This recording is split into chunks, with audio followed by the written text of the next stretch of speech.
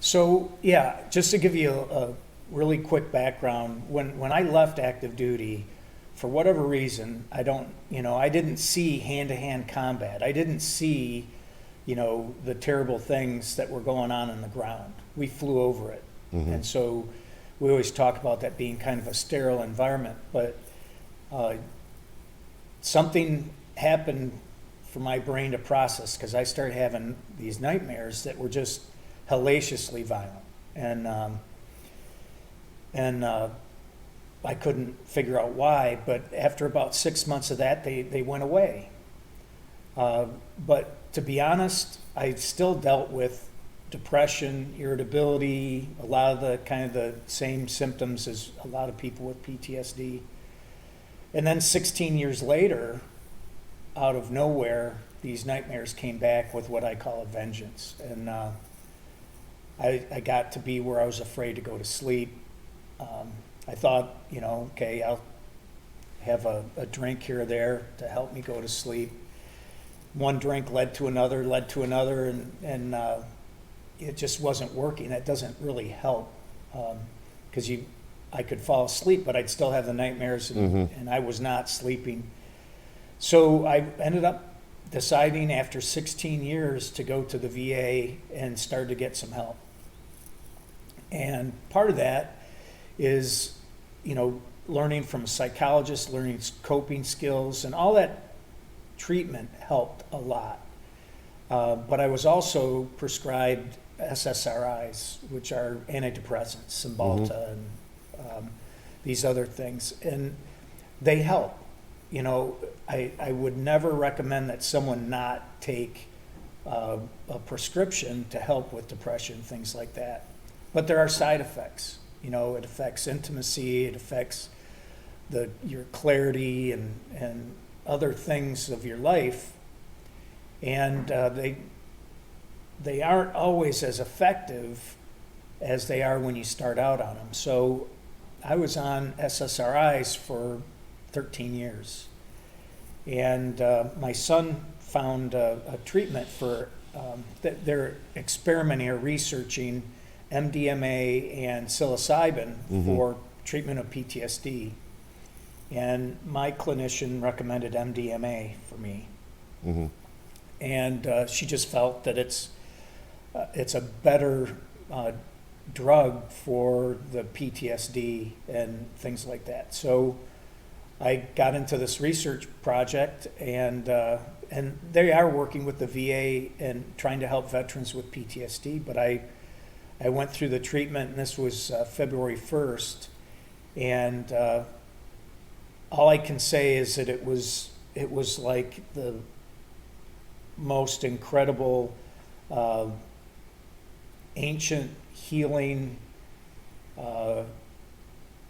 washing, cleansing, spiritual forgiveness. It felt to me like it lasted about an hour, but it was 5.5 hours long, and it just washed away all my anxiety and guilt, and it just was a complete renewal for me. Well, good. Congratulations. You sound good. I like how you're stating it, and it just comes across eloquently, and like you have found some type of chi or zen in this conversation. I feel it for you. Yeah. It's hard to describe because it wasn't a visual experience. I think people that try psilocybin talk about the visual stuff. This was more of a spiritual energy kind of thing. In this experience, I would bring energy in, and I was very aware of like a spirit that surrounded my body. Wow. And I sensed like a female guide or nurturing type of spirit, and this was it's in just you. a ritualistic cleansing. Right? It's in us, isn't it? I mean, I have not done it. I haven't. I'm open to the idea, I'm open to the alternate, methods to try to see if it can help, not just somebody who's been through combat PTSD, but like other types of PTSD is tragic as well, so it could probably just, from friends, it's like self-healing, right? Everything's within you that you're dealing with. Right, so when you take it, it's you. You're not seeing things like you said, like the caterpillar in Alice in Wonderland's not puffing out, characters out of its mouth. This is within you. Your brain is mixing with this substance to pull this out of you. Yeah, she told me that it was, the only expectation I had is she said I was about to meet a version of myself. and I had no idea. And to be honest with you, I wanted to go through the experience, but I had a little bit of anxiety about what it was going to be. Yeah. And, but I just wanted to be a good trooper and go through it and experience it, right? Yeah. So it was a mix of those, hey, let's do this, and holy crap, what am I getting myself into? So it's a place that is it a long lasting experience? Can you tell me? Is it like something that's kind of like to the point? Yeah. So this cleansing, so I would bring this energy in, and I could feel myself getting this negative energy out, and I did that. It was like if you get grease in your hair. And you use shampoo and you don't quite get it all out the first time, you do it again. I did it like 4 or 5 times. And so when I was done, I just felt renewed. But then what I've found is since then, I've gone through the experience of it has changed, it changes things in your life. Mm-hmm.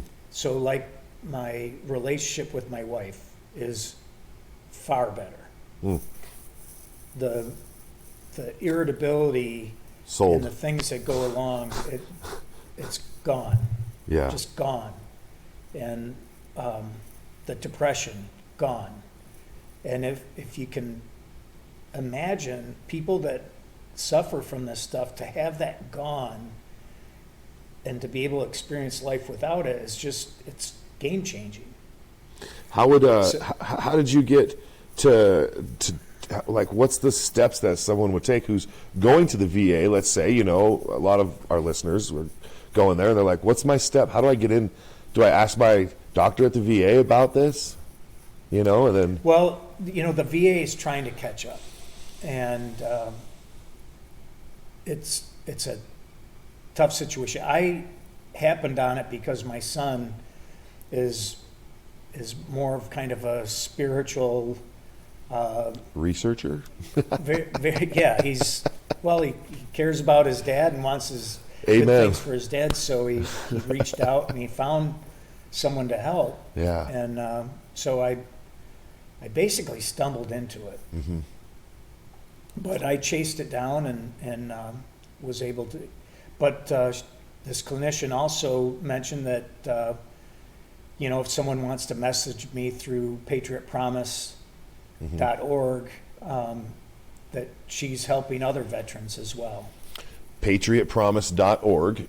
You can go check that out, and there's some contact information if you have questions about this conversation and you want to learn more about that.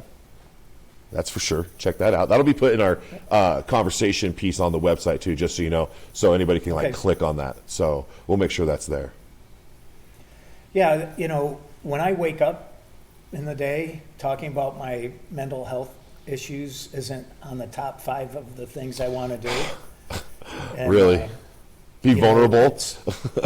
Be vulnerable, I'd put stuff out on my Facebook page, and you'd be surprised at the negative things that can come back. Sure. I'm just shocked at some of it. But so it's not really a high priority for me, other than I want to share this. Mm-hmm. I want other people that are suffering.